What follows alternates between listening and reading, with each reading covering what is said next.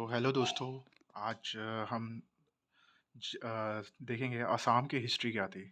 तो असम की हिस्ट्री पढ़ेंगे। असम की हिस्ट्री को जैसे कि इंडियन हिस्ट्री में हुआ था, तीन पार्ट्स में डिवाइड किया गया है: एंशियंट, मिडिवल, मॉडर्न। तो वैसे ही हम जाएंगे एंशियंट, मिडिवल, मॉडर्न। एंशियंट से स्टार्ट करेंगे, फिर मिडिवल पे जाएंगे, फिर मॉडर्न पे जाएंगे। और इसी के साथ साथ वेलकम करता हूँ हमारे आज के क्लास में, हमारे आज आज की क्लास में जो एंशियंट हिस्ट्री के ऊपर है। तो स्टार्ट करते हैं क्लास। और सबसे पहले हम ये डिस्कस करते हैं ना कि आसाम की फिजियोग्राफी के बारे में। ठीक है। तो आसाम की फिजियोग्राफी को पहले समझो। जो स्क्रीन पे आपको दिख रहा होगा उसमें सबसे पहले और बहुत ही आसान लैंग्वेज में ये बताया गया है कि कि आसाम जो कि है ना, आसाम सिचुएटेड कहाँ पे है? Eastern, sorry, extreme north east frontier India के। देखो, अगर मैं लैटिट्यूड वाइज बताऊँ तो 28 डिग्री नॉर्थ और एंड 24 डिग्री नॉर्थ लैटिट्यूड में है। एंड लॉन्गिट्यूड की बात करूँ तो 89 degree 86 to 96 degree east longitude में है। लैटिट्यूड लॉन्गिट्यूड आपको पता ही होगा। लैटिट्यूड जो लाइन आपके हॉरिजॉन्टल लाइंस होते हैं, अ, जो हॉरिजॉन्टल लाइंस होते हैं, और लॉन्गिट्यूड वो लाइंस है जो लॉन्गिट्यूड्स वो वर्टिकल लाइन से। अभी आप इतना समझ लो तब तक के लिए, क्योंकि ज्योग्राफी आपने पढ़ रखा होगा और ज्योग्राफी आप जानते होगे। तो फिजियोग्राफी हम ये देख रहे हैं, लॉन्गिट्यूड है। And borders on the hill state, on the hill states of, कहाँ कहाँ से बॉर्डर शेयर करता है, कौन कौन से कंट्रीज और कौन कौन से स्टेट से बॉर्डर शेयर करता है। तो भूटान से ये बॉर्डर शेयर करता है, नागालैंड से, अरुणाचल से, मणिपुर से, मिजोरम से, त्रिपुरा एंड मेघालय। आपसे ये क्वेश्चन पूछा जा सकता है। और अ, ठीक है, चलो ये बता दो कि China and Tibet on the north में है, Burma Burma on the east, जो कि Myanmar Myanmar in the east में है। आप मैप देख लो। Burma in the east and south, and of Bangladesh on the west, Bangladesh जो कि वेस्ट में है। ठीक है। आपके वेस्ट में आप मैप देख सकते हो ना, बांग्लादेश। और सबसे बड़ा बाउंड्री, आपको ये इन्फॉर्मेशन मैं दे दूं, सबसे बड़ा बाउंड्री बांग्लादेश से शेयर होता है, जो कि 888 किलोमीटर समथिंग है, डॉट समथिंग है। सबसे बड़ा बाउंड्री असम बांग्लादेश के साथ शेयर करता है। और सबसे बड़ी बाउंड्री बांग्लादेश, और सबसे छोटी बाउंड्री किसके साथ शेयर करता है? अगर जानते हो तो कमेंट में टाइप करना। ठीक है, आपके लिए क्वेश्चन है, आप टाइप करो। तो इसी के साथ साथ हमने क्या देखा कि आसाम जो है आसाम जो है शेयर कर रहा है अपना, अपनी बाउंड्री शेयर कर रहा है नॉर्थ ईस्ट के कौन कौन से स्टेट्स के साथ कर रहा है। आपको ये तो समझ में आ गया ना, अरुणाचल, नागालैंड, मणिपुर, मिजोरम, त्रिपुरा एंड मेघालय है। और सिक्किम को छोड़ के बाकी ये सारे नॉर्थ ईस्ट के स्टेट्स के साथ, सिंपल है कि ये याद रखने के लिए, सिक्किम को छोड़ दो, बाकी सारे स्टेट्स को ये कवर कर रहा है। और सिक्किम को आप छोड़ दोगे और त्रिपुरा, नहीं त्रिपुरा नहीं, यस, और नॉर्थ ईस्ट को छोड़ के वेस्ट बंगाल एक और स्टेट है जिसके साथ ये बॉर्डर शेयर करता है। एंड नाउ अब जाते हैं कि वर्ड, अब हिस्ट्री की ओर हम घूमते हैं। हिस्ट्री हिस्ट्री में ये क्या बताया है कि अब पीरियडाइजेशन। ठीक है, चलो पीरियडाइजेशन थोड़ा समझते हैं। तो पीरियडाइजेशन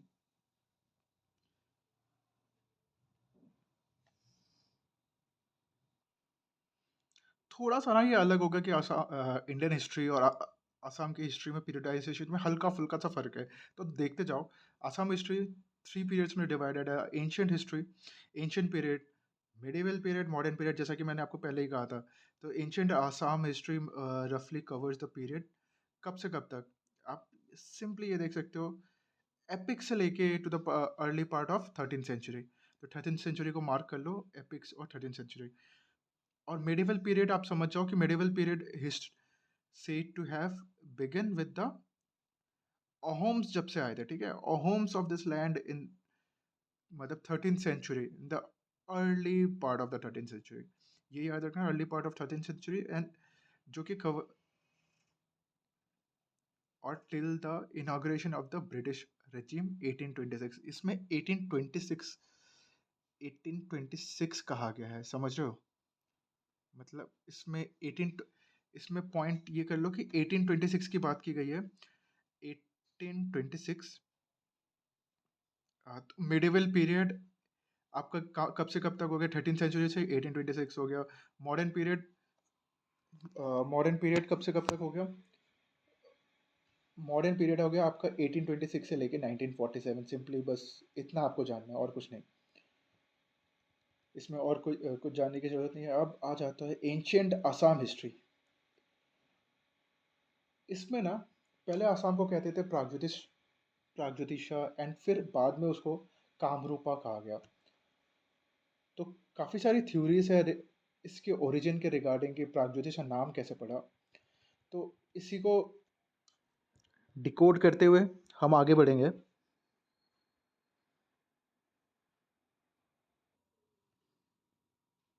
चलो इसको मतलब कुछ थ्योरीज थे, थ्योरीज को डिस्कस करते हैं। चलो, छाओ थियर्स ऑफ चाइना, एक मतलब पर्टिकुलर ग्रुप था। वो माइग्रेट करते हैं इंडिया, और जो कि बहुत अर्ली स्टेज पे आ जाते हैं, और तीन मतलब तीन इंपॉर्टेंट सेंटर्स पे इंडिया के, मतलब 3 इंपॉर्टेंट सेंटर्स पे माइग्रेट करते हैं, ठीक है। और देखो, ईस्ट में वो करते हैं आसाम में, और प्रेजेंट सेंटर में करते हैं बरेली डिस्ट्रिक्ट, ठीक है। मतलब प्रेजेंट बरेली उसको कहा जाता है, बरेली डिस्ट्रिक्ट जो कि उत्तर प्रदेश में है। और तीसरा नॉर्थ वेस्ट में करते हैं अफगानिस्तान में। और इंडिया में इनको क्या बोला जाता था पता है? जूथीस कहा जाता था। एंड ये 3 सेंटर्स जो वो ऑक्यूपाई करते हैं उनको बाद में प्राग ज्योतिष बोला जाने लगा। देखो, मध्य ज्योतिष एंड उत्तर ज्योतिष, प्राग ज्योतिष, मध्य ज्योतिष, उत्तर ज्योतिष। उत्तर ज्योतिष ये अफगानिस्तान वाला जो जगह था, मध्य ज्योतिष ये बरेली वाला जो जगह था, और प्राग ज्योतिष जो ये असम वाला जगह था। इन सब ये ज्योतिष कहा जाने लगा, ठीक है। इन और ये वर्ड जो ज्योतिष है, इसको ना मतलब इसको संस्कृत में चेंज किया गया, और संस्कृत में चेंज करने के बाद इसको क्या कहा जाता है? ज्योतिषा, ज्योतिषा कहा जाता है। और मतलब हम इसके बारे में ज़्यादा कह नहीं सकते, क्योंकि ये थ्योरी मतलब बहुत ज़्यादा कोई एविडेंस है नहीं अपने पास, तो इसलिए हम कह नहीं सकते।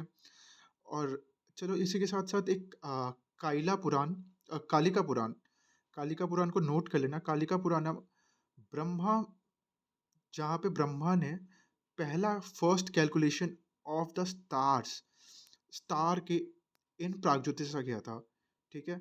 और जो कि प्राग मीन्स कहते हैं कि और मतलब ईस्टर्न कहा जाता है, जैसे एकदम ईस्टर्न, ईस्टर्न को प्राग प्राग कहा जाता है। एंड ज्योतिषा और स्टार एस्ट्रोलॉजी, साइनिंग, इस टाइप की चीज़ों को कहा जाता है। तो प्रागज्योतिषपुर, जिसको कहा गया था कि सिटी ऑफ ईस्टर्न एस्ट्रोलॉजी, तो ये कहा गया था कि सिटी ऑफ ईस्टर्न एस्ट्रोलॉजी है प्रागज्योतिषा, समझ रहे हो? ईस्टर्न एस्ट्रोलॉजी है प्रागज्योतिषा। और चलो, और भी ओरिजिन के रिगार्डिंग कुछ थ्योरीज है, उन थ्योरीज को देख लेते हैं, वन बाय वन देख लेते हैं। अभी तक आपने दो दो चीज़ तो सीख ली, चलो कुछ कुछ और चीज़ सीखते हैं, ऐसे ही बहुत इंटरेस्टिंग मज़ा आने वाला है।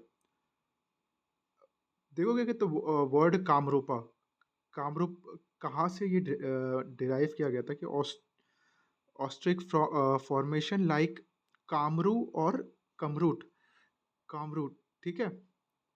लेसर डिविनिटी इन, और जिसका मतलब लेसर डिविनिटी इन संतली, जिस जो क्या जस्टिफाई क्या करता है? एसोसिएशन ऑफ द लैंड, समझ रहे हो? Association of land with magic and necromancy. इसको क्या बोला जाता था कि ये एक न्यू कल्ट को जन्म, न्यू कल्ट है, namely the worship of the mother goddess Kamakhya, ये भी एक थ्योरी थी। एंड द लैंड वाज, ठीक है, बस मतलब इसमें यही कहा गया था। और एक और थ्योरी थी कि गोपाथा ब्राह्मण narrates the story of Kamadeva's revival in this land. Gopatha Brahmana कौन से, कहीं पूछ सकते क्वेश्चन में कि कौन से ब्राह्मण थे, तो वो ब्राह्मणा आप क्या बताओगे कि गोपाथा ब्राह्मण ने नरेट किया था, ठीक है। ये आपसे एग्जाम्स में पूछा जाएगा। नरेट किया था किसके, कामदेवा की revival in this land after his destruction by the fairy glens of Shiva, Shiva, Shiv Shiv भगवान, ठीक है। और theories regarding the origin of the name Assam. चलो अब नेम असम, ये अबव जो हमने पढ़ा ना वो कामरूपा से रिलेटेड था। अब जो नेक्स्ट हम पढ़ेंगे कि वो theories regarding the origin of the name Assam. तो it is derive from the word Assam, asa Assam, meaning क्या होता है पता, uneven as distinguished from the Samatata or the level of plains of Bengal, ठीक है। मतलब अनइवन है, असमान है। ये कहा जाता था कि थोड़ा लैंड मतलब अनइवन है ना, यहाँ पे जियोग्राफी थोड़ी अनइवन है, मतलब इवन नहीं है हर जगह, कहीं पहाड़ प्लेन वैसा। और द वर्ड असमा एक और थ्योरी थी कि जो कि लेटर संस्कृताइजेशन हो जाता है अर्लियर फॉर्म ऑफ अचम, उसको अचम को मतलब कर संस्कृताइज करके उसको असम बनाया गया। एक ताई चाम, ताई cham means to be defeated, Tai cham means to be defeated with the prefix a Assam, जिसका मतलब है अनडिफीटेड। ये भी कहा जाता था कि जिसका मतलब है अनडिफीटेड कॉन्क्विरर, मतलब जैसे कि कोई डिफीट नहीं कर पाए। तो ये भी एक थ्योरी कहा जाता है जो जिस मतलब वन ऑफ द थ्योरी जिससे असम नाम आया है। तो हमने प्रागज्योतिष का नाम देख लिया, अब कामरूपा का देख लिया, थर्ड ये असम का देख रहे हैं। असम का एक और थ्योरी है कि Bodo formation like Hachom meaning low land. तो लो लैंड से भी इसका लो लैंड भी कहा जा सकता है, क्योंकि name Assam or Assam is connected with the Shan invader, ठीक है। और जो कि ब्रह्मपुत्र वैली में एंटर करते हैं in the beginning of the 13th century, ठीक है। आपने देखा था ना periodisation in the beginning of the 13th century for the term now where occurs prior to the Ahom occupation, that the name Assam or Assam is connected with the Shan invaders who entered the Brahmaputra in the for the term now prior to the Ahom occupation. Ahom occupation से ये Shan invader is connected with the Shan invaders भी कहा जाता है। ये भी एक theory ही है जिसका मतलब अब किस में से कौन सा करेक्ट है वो नहीं पता, ठीक है। चलो अब एक्सटेंट ऑफ द प्रागज्योतिषा कामरूपा ये पढ़ते हैं, ठीक है।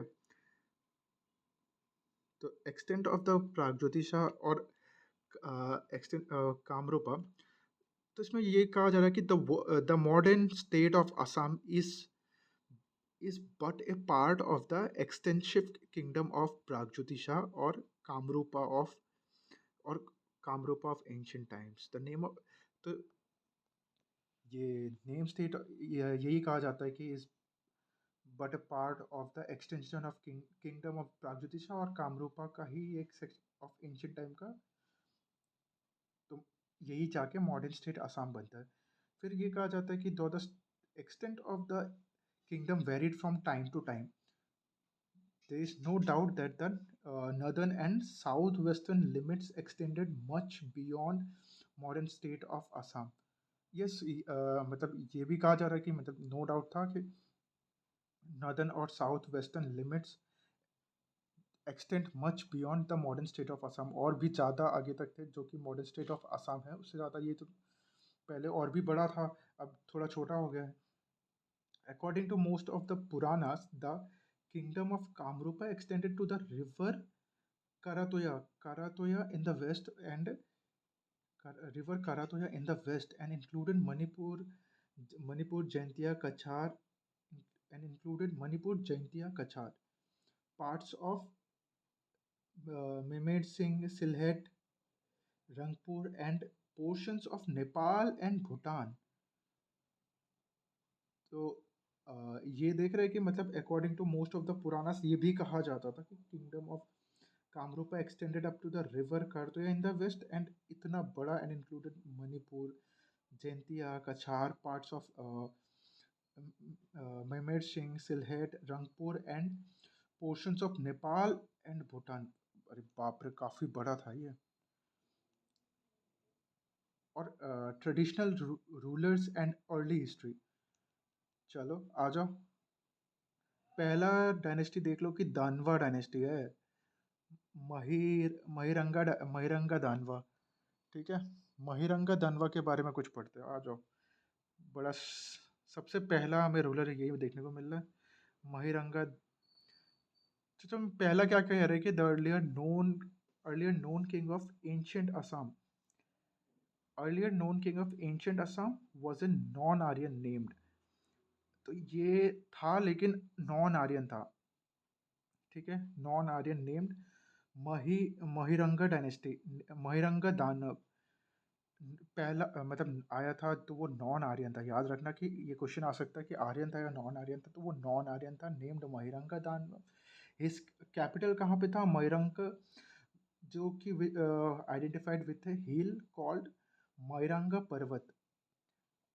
ठीक है, हिल महिरंगा पर्वत पे identified with a hill called Mairanga Parvat, still existed at a distance of 7 miles from Guwahati. समझ रहे हो भाई? On the GS road आपको पता ही होगा, of 7 miles from Guwahati on the GS road. वो एक किराटा चीफ था, जो कि किराटा इसे मतलब एक जेनरिक टर्म है in Sanskrit literature for people who had territory in the mountains, particularly in the Himalayas. देख रहे हो, Himalayas and the northeast India, and who are believed to have been Sino-Tibetan in origin, जो कि Sino-Tibetan in origin होंगे, और Himalayas and northeast India वो believed to have been Sino-Tibetan का origin होगा, और जो कि मतलब जिनका टेरिटरी कहाँ होगा? हिमालयस और नॉर्थ ईस्ट इंडिया में। ठीक है, और epithets like Danva and Asura were applied indiscriminately to all non-Aryans. अब इसके बाद कुछ और चीज और फैक्ट्स पढ़ लो। और जो ये सक्सीड होते हैं किसके? हटाकासुरा, सांबरसूरा। ये देखो, क्रोनोलॉजी आपसे पूछा जा सकता है, हटाकासुरा, सांबकसुरा, रत्नसुरा एंड घटकसुरा। तो घटकसुरा लास्ट रूलर थे। और घटकासुर को कौन मारता है? ये बड़ा इंटरेस्टिंग फैक्ट है। देखो कि घटकासुर को मार कौन रहा है? नरका। नरका आपने बहुत कई दफ़ा सुन रखा होगा, Narakasura, who then founded a new line of kings, जिसने कि न्यू लाइन ऑफ किंग्स बनाया। अब देखो कि नरका के बारे में पढ़ते हैं, तो नरकास लेजेंड एंड हायरार्की। ठीक है, तो Naraka's legend and hierarchy, Naraka's legend. अब चलो नरकासुर आपके बारे में पढ़ते हैं। देखो, the legend represent Naraka as being born of the mother earth. कहते थे कि वो मदर अर्थ पृथ्वी का मतलब उनसे वो जन्मा हुआ है। Through Vishnu in the bore incarnation, और थ्रू मतलब विष्णु के थ्रू वो जन्म लिया है उसने, इनकारनेशन। और इसी रीजन की वजह से he is also called Bhauma.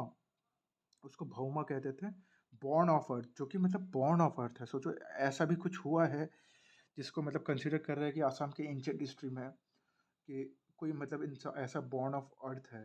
मतलब काफ़ी इंटरेस्टिंग चीज़ है इस नरकासुर के बारे में। जो आज तक मैंने कभी नहीं पढ़ा, जो कि मुझे काफ़ी नया चीज़ लगा। he was left on the he was left on the sacrificial ground of king Janaka of Videha, sacrificial ground of king Janaka of Videha, who brought him up in his court along with the royal princes.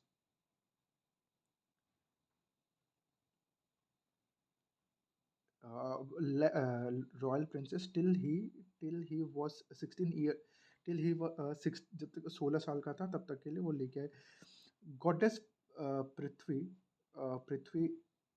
impersonated herself as a nurse, ठीक है, as a nurse के तरीके से Katyayani and Katyayani and to the child's look to the child's upbringing, ठीक है, upbringing में ध्यान दिया।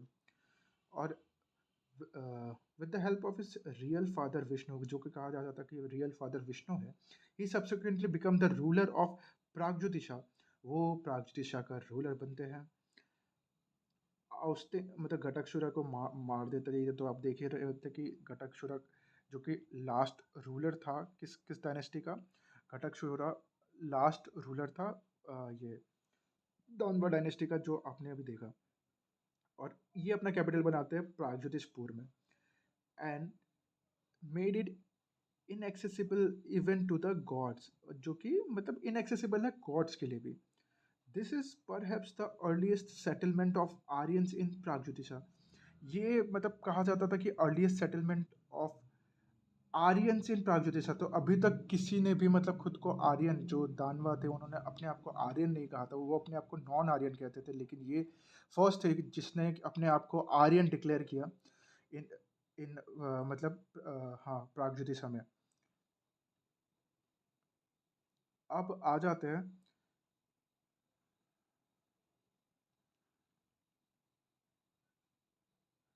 अब बात करते हैं during early career as a king. He was pious and ruled the country justly, but afterwards he came under the influence of Banasura। ठीक है, मतलब काफ़ी सही से वो रूल कर रहे थे, लेकिन बाद में वो इन्फ्लुएंस में आ गए बनासुर के, जो कि किंग थे कहाँ के, सोनितपुर, जो वो भी असम का ही पार्ट है। एंड ग्रीव इररिलीजियस एंड प्रिसम्पचुअस, इररिलीजियस हो गए, और फिर बाद में वो एरोगेंट भी हो जाते हैं। एरोगेंट भी हो रहा है बंदा, आप देखो ना। फिर वो चाहता है कि मतलब गॉडेस कामाख्या को अपने वाइफ बनाना चाह रहा था। भाई बड़ा शैतान है यार, मतलब माँ कामाख्या को अपनी वाइफ बनाना चाह रहा है। And to carry out her terms of agreement, he erected temple for her on the Nilachal Hill. Nilachal Hill excavated a tank and constructed a road on the temple in a single night। समझ रहे हो? मतलब एक tank खोदा and constructed a road to the temple. रात भर में वो टेम्पल वो बना रहा था, क्योंकि कामाख्या माँ ने शर्त रखा था कि शादी अगर आपको करनी है तो ये कंडीशन है, और ये कंडीशन आपको पूरी करनी होगी। सीइंग दैट नरका ने ऑलमोस्ट अकम्प्लिश, और ये इम्पॉसिबल टास्क को वो पूरा करते जा रहा था, कि तब माँ कामाख्या क्या करती है, caused a cock to crow signalizing the approach of dawn, and on this plea evaded her promise। मतलब कुछ ये था कि मतलब मुर्गी के आवाज़ देने से पहले उसको कंस्ट्रक्ट कर देना था, लेकिन वो कुछ ऐसा सिचुएशन क्रिएट करती है कि वो मुर्गी का आवाज़ वो पहले ही निकाल देते, जिससे वो अपना प्रॉमिस, अपना चैलेंज पूरा नहीं कर पाता, क्योंकि उनको शादी करनी नहीं थी, और वो भंग कर देती है। और फिर क्या होता है कि द न्यूज़ ऑफ नरका नरका एट्रोसिटीज, अब ये द्वारका तक पहुंचता है, लॉर्ड कृष्णा तक पहुंच गया। भाई भाई भाई कृष्णा तक पहुंच गया, लड्डू गोपाल कृष्णा तक पहुंच गया। द इनकारनेशन ऑफ विष्णु है सब्सिक्वेंटली किल्ड, इन्होंने मार दिया, और उसके बेटे को बैठाया, भागदत्त को बैठाया, उनके थ्रोन पे बैठा दिया। अब आते हैं भाई साहब भागदत्त। अब देख ले, नरकासुर मर गया, भागदत्ता को बैठाया है। भागदत्ता जो कि सन है नरका का, लेजेंड स्टेट। भागदत्ता भागदत्ता मतलब अपनी डॉटर की शादी, भानुमति की शादी किससे करवाता है? दुर्योधन जो कि the eldest of the Kaurava, ठीक है, मतलब एल्डेस्ट ऑफ द कौरवा से करवाता है। तो इसलिए एंड फॉर दिस रिलेशनशिप के वजह से ना, वो महाभारत में, और मतलब महाभारत में वो कृष्ण के ऑपोजिट में होता है, जस्ट बिकॉज कि वो उसका मतलब जो सन इन लॉ है वो एक मतलब वो कौरवा से बिलोंग करता है, कौरवा से। और तब वो पांडवा मतलब हाँ, पांडवस का साथ नहीं दे पाता है। तो भागदत्ता एक well known figure in the skilled in welding, the chariot, समझ रहे हो? मतलब वेल्डिंग द मतलब रथ का वो ध्यान रखने वाला। The mighty king of the, मतलब इसको ये भी कहते थे, mighty king of the Mlechchhas, describe as the best builder of the elephant squad बना रखा था भाई बंदे जान। इतना इन्होंने एलिफेंट स्क्वाड बना रखा था। और ये अर्जुना के द्वारा मारे जाते हैं कुरुक्षेत्र के वॉर में, सुन के उस टाइम पे मारे जाते हैं अनफॉर्चुनेटली। और successor of Bhagadatta, number of epigraphs mention that कि Bhagadatta was succeeded by Vajradatta, और what was the exact relation between them आज तक कुछ नहीं पता चला है। तो ठीक है, तो the genealogy of the rulers after Vajradatta is वो अनसर्टेन है। तो Nidhanpur grant of Bhaskar Barma Bhaskar Barman, that a period of 3000 years elapsed between the death of Vajradatta and the accession of Pushyavarman. The accession of the Pushyavarman, the ancestor of Vaskar Varman. The Nidhanpur grant of Vaskar Varman states that a period of 3000 years, समझ रहे हो, 3000 years elapsed between the death of Vajradatta, 3000 साल बीत गए, and accession of Pushyavarman, the ancestor of Vaskar Varman। ठीक है, ये वज्रदत्ता के बाद, और फिर वज्रदत्ता के बाद और एक्सेशन ऑफ पुष्यवर्मन आने तक भाई इतना टाइम, पुष्यवर्मन मतलब एंसेस्टर जो कि वास्कर बर्मन के आने में 3000 साल लग गए, काफ़ी ज़्यादा लंबा टाइम गया।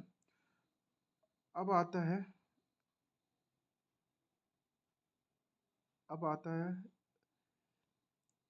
विस्माका, archaeological remains discovered around Sadiya in the extreme northeast region, जो क्या है, attributed to a king named Vismaka. His kingdom is called Vidarbha, kingdom को विदर्भा कहते हैं, which traditionally located in the region of, जो कि लोकेटेड है सदिया में। कैपिटल क्या था? Capital Kundina, situated on the bank of Kundi which flows through Sadiya.